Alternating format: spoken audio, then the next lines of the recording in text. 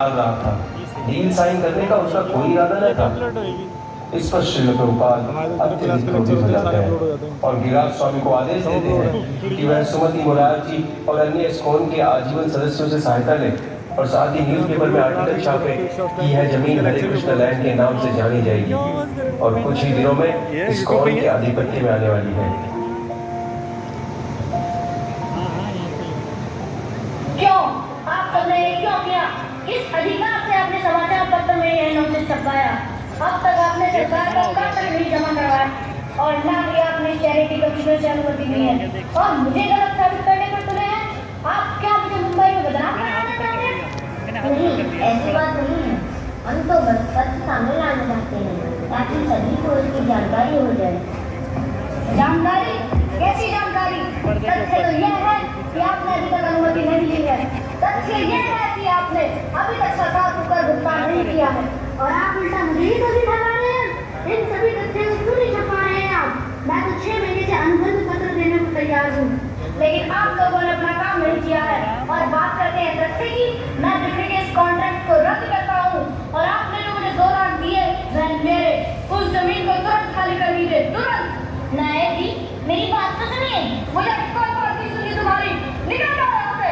गुप्ता, जू वाली जमीन से पानी तुरंत कटवा दो, अभी इसी समय, और इनके खिलाफ पर्चे छपवा दो जिससे लोगों को पता चले, पूरी दुनिया में पता चले कि इन्होंने अपने सारे पानी तोड़ दिए हैं और आसपास के लोग इनसे कितने परेशान हैं। और हाँ, मेरी जमीन जल्दी से जल्दी खाली करवा दो। नायक जी, बात तो सुनिए। नायक जी, कृपया मेरी बात सुनिए।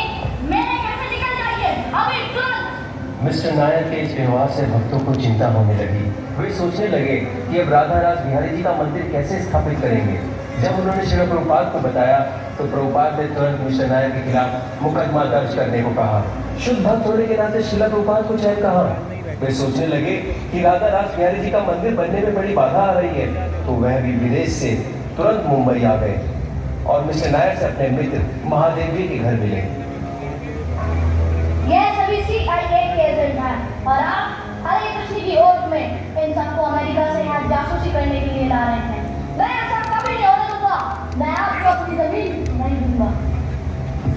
ठीक है, अगर तुम जमीन नहीं देना चाहते यह तुम्हारी मर्जी, लेकिन एक बार फिर से सोच लो। सोच लो? मतलब आप तो ऐसे बात कर रहे हैं जैसे आप उस जमीन के मालिक हैं। हमने कब कहा कि हम मालिक हैं? मालिक तो केवल कृष्ण है और राधा रास बिहारी जी तो वहाँ पहले से ही विराजमान है। फिर तुम हमें परेशान क्यों कर रहे हो? अपनी जमीन की कीमत लो और वह जमीन हमें दे दो। जमीन का मालिक मैं हूँ, जहाँ चाहूँ वहाँ उसे बेचूंगा और तुम विदेशी लोगों को तो हरगिज नहीं। चलो ठीक है, जब तुमने यही जिद पकड़ ली है तो चेक तैयार करो। अभी तक हमने जितनी राशि, जितने पैसे तुम्हें दिए हैं वह सब हमें वापस करो। हम जमीन खाली कर देंगे। पैसे हैं तुम्हारे पास?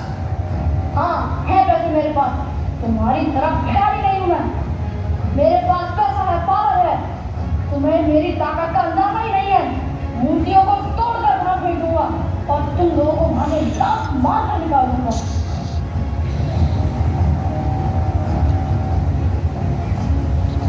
कृष्ण अपने प्रति अपराध को तो सहन कर सकते हैं, लेकिन उनके शुद्ध भक्तों के प्रति यदि कोई अपराध करे तो कृष्ण से यह सहन नहीं होता।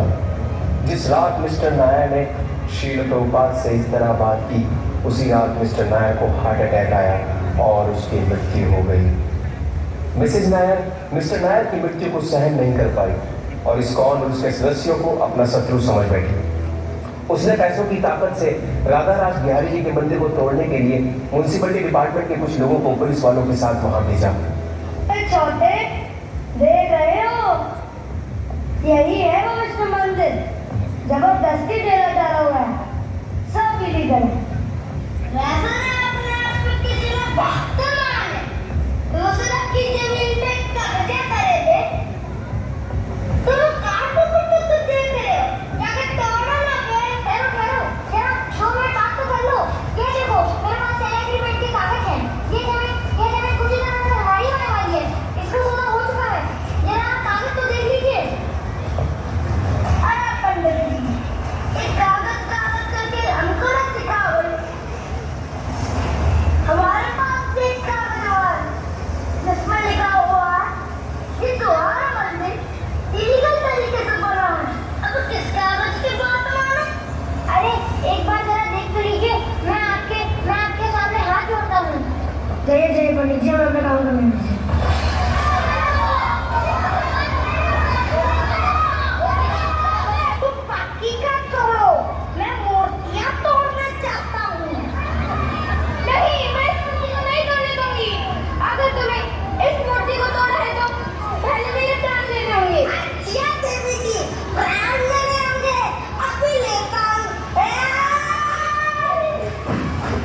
परिस्थिति की गंभीरता को देखते हुए एक भक्त श्री प्रभुपाद के मित्र महादेव जी को फोन करते हैं। जहाँ कुछ लोग मुझे बातें से आए हुए हैं, उनके साथ कुछ पुलिस वाले भी हैं और जो रास्ते इस मंदिर को तोड़ रहे हैं, कृपया आप हमारी मदद कीजिए। क्या? अच्छा, रुको, मैं अभी श्रीमान बाल ठाकरे से बात करता हूँ। हेलो, क्या मैं श्रीमान बाल ठाकरे से बात कर सकता हूँ? मैं महादेव बोल रहा हूँ। अरे लेकिन मुझे बहुत जरूरी बात करनी है।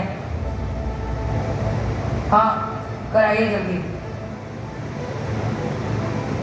जब श्रीमान बाल ठाकरे जी को यह सूचना मिलती है कि विष्णु मंदिर उनके शहर मुंबई में तोड़ा जा रहा है, वो ऐसा नहीं कर पाते और तुरंत कमिश्नर को फोन लगाते हैं। कमिश्नर, क्या हो रहा है मेरे शहर में? हिंदू मंदिरों को तोड़ा जा रहा है, क्या कर रहे हो आप लोग? सर, मैं समझा नहीं सर। जू में हरे कृष्ण मंदिरों को तोड़ा जा रहा है, तुम लोग क्या कर रहे हो वहाँ बैठकर? साहब, मुझे इसके बारे में कोई जानकारी नहीं है। ये मुंबई शहर मेरा है, मेरा, और मेरे यहाँ ऐसा नहीं हो सकता। मैं जल्दी ही कुछ करता हूँ साहब। इसी में तुम्हारी भलाई है। जिस किसी ने भी हिंदू मंदिरों को तोड़ा तो मैं उसे और उसके परिवार को धूल में मिला दूंगा, समझे तुम? कमिश्नर तुरंत घटनास्थल पर अधिकारी को फोन लगाते हैं और उन्हें वहां से वापस आने के लिए कहते हैं। अरे रुक जाओ भाई, रुक जाओ, मेरी नौकरी खाओ बेटा।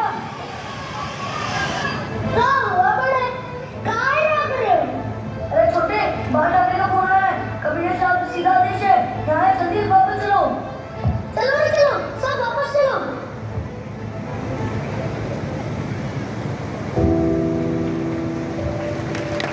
मंदिर लगभग टूट चुका था। सभी भक्त बहुत परेशान थे। मिसेस नायर को चैन नहीं था। उसने हाई कोर्ट में अपील दर्ज कर दी। भक्त घबरा गए और तुरंत जज से मिले। जज ने भक्तों से कहा कि तुम्हारे पास 2 दिन है। यदि तुम वहां फिर से टेम्परेरी मंदिर खड़ा कर लेते हो तो मैं उसे तोड़ने का आदेश नहीं दे पाऊंगा। यह सुनकर भक्तों के अंदर उत्साह आता है और असंभव कार्य को करने की ठान बैठते हैं और मंदिर बनाने में जुट जाते हैं। भक्तों हाथ बढ़ाना, भक्तों हाथ बढ़ाना, मंदिर है बनाना, मंदिर है बनाना। एक अकेला थक जाएगा, मिलकर हाथ बढ़ाना। एक अकेला थक जाएगा, मिलकर हाथ बढ़ाना। भक्तों हाथ बढ़ाना, भक्तों हाथ बढ़ाना। इसी कृपा के भूखे हैं ये भक्त और इनकी कोई इच्छा न थी। ओ कृष्णा, आ! बस कुछ देर हो, अभी आराम का समय नहीं है। अगर हमने 2 दिन में यह मंदिर नहीं बनाया तो कोर्ट हमारे खिलाफ फैसला सुना दे। थोड़ी और हिम्मत करो, हमें अभी जितना नहीं है। क्या आप सब नहीं चाहते कि यहाँ राधा रासबिहारी जी का मंदिर बने? क्या आप सब नहीं चाहते कि यहाँ के लोग राधा रासबिहारी जी का भोजन, उनका प्रसाद खाएं? क्या आप सब नहीं चाहते कि राधा रासबिहारी जी की हम सब सेवा करें? हिम्मत मत तोड़ो, वो खड़े हो और इस मंदिर का निर्माण कार्य को पूरा करो। मैं जानता हूँ कि तुम सबको नींद आ रही है, मैं जानता हूँ कि तुम सब बहुत थके हुए हो, लेकिन यदि आज हमने हार मान ली तो हमेशा के लिए हार जाएंगे। नहीं, राधा रासबिहारी आपने दोनों रहेंगे, यहाँ उनका घर बनेगा। मैं अपना पूरा जीवन लगाता हूँ उनकी सेवा में। राधा रासबिहारी जी की जय। भक्तों ने 2 दिन के अंदर टेम्परेरी मंदिर उस जगह पर फिर से खड़ा कर दिया। कोर्ट में पेशगी हुई। जज ने भक्तों के फेवर में फैसला सुनाया कि अब तो यह मंदिर बन चुका है, मैं इसे तोड़ने का आदेश नहीं दे सकता, इसलिए इस डील को करना ही होगा। जज का फैसला सुनकर मिसेज नायर निराश हुई और भक्तों के पास जा पहुंची, जहां मिस्टर सेठी भी उपस्थित थे। कोर्ट में केस हारी हुई, उम्मीदें नहीं छोड़ी हैं, अपना पति खोया है मैंने। तुम लोगों से तो मैं किसी भी कीमत पर यह जमीन वापस लेकर रहूंगी।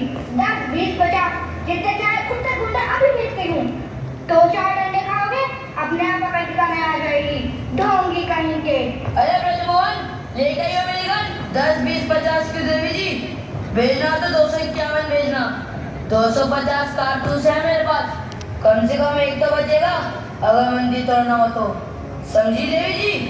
मंदिर तो यहाँ बन के रहेगा, तक मैं जिंदा हूँ। मिस्टर सेठी की धमकी सुनकर मिसेज नायर शांत हो जाती है और उन्हें समझ में आ जाता है कि श्री श्री राधारास बिहारी जी उसी जगह पर आना चाहते हैं। वह अंत में श्री प्रभुपाद से क्षमा मांगती है। अब भक्तगण एक विशाल मंदिर बनाने के कार्य में जुट जाते हैं। हरे कृष्णा, हरे कृष्णा। हम स्कॉन टेम्पल से हैं। हम आपके शहर में टेम्पल बनाना चाहते हैं। क्या आप उसके लिए कुछ कंट्रीब्यूट करेंगे? आप लोग बहुत अच्छा काम कर रहे हैं। इससे समाज का सुधार होगा और लोग कृष्ण भक्ति की ओर आकर्षित होंगे। मैं भी इसमें अपना कुछ सपोर्ट करना चाहूँगी।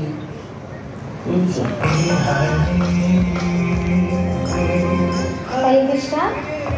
हाँ बोलो, क्या है? हम इस्कॉन टेम्पल से आए हैं, मंदिर पे कुछ दान देना चाहिए और कुछ काम नहीं है तुम लोगों के पास? पता नहीं कहाँ से आ जाते हैं मुँह उठा के। धंधा बना रखा है, पढ़ लिख के देश के लिए कुछ कर लो। आगे तो टाइम नहीं है मेरे पास।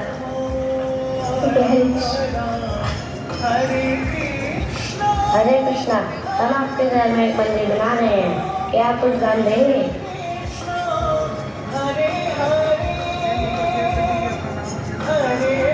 हरे कृष्णा। हम आपके घर में एक मंदिर बना रहे हैं, क्या आप कुछ दान देंगे? लोगों पर काम की नकार के दुश्मन आज के हट्टे करते दिखते हो तुम, कुछ काम क्यों कर रहे? हट।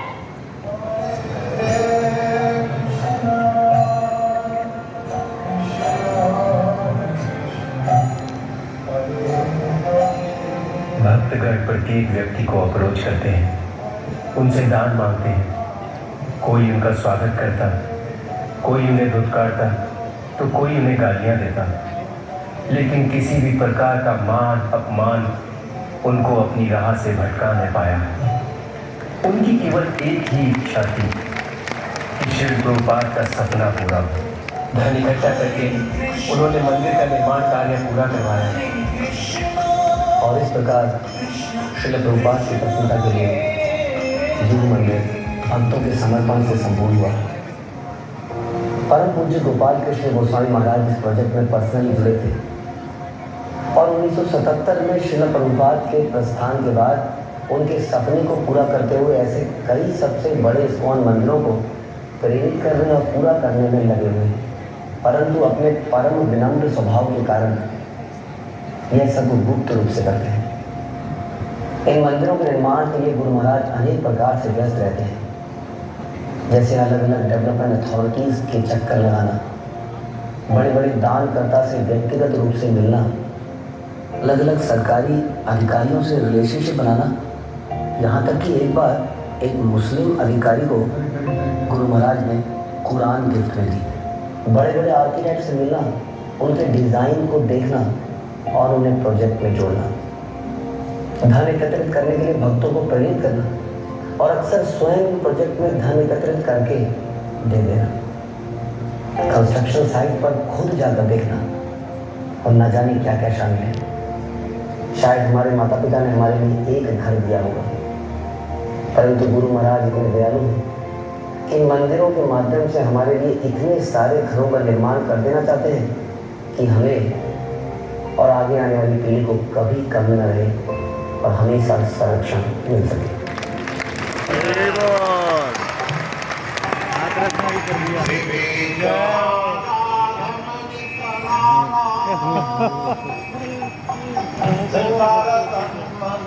जमा